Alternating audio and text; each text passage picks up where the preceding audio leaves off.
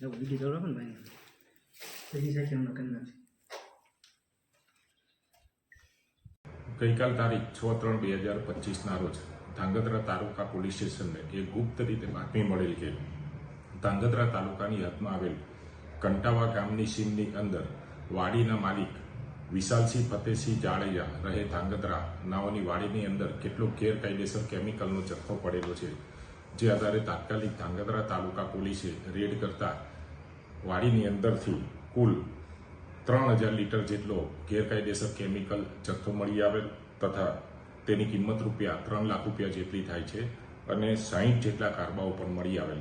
આ અનુસંધાને તાત્કાલિક ધાંગધ્રા પોલીસે ધાંગધ્રા તાલુકા પોલીસ સ્ટેશનની અંદર ગુનો દાખલ કરી આગળની તપાસ હાથ ધરેલ છે. આ ગુનાના કામે નાસ્તા ફરતા આરોપી વાડી માલિક વિશાલસિંહ ફતેહસિંહ જાડેજા નાઓ હાલ ફરાર છે, તેઓને શોધવાની તજવીજ ચાલુ છે.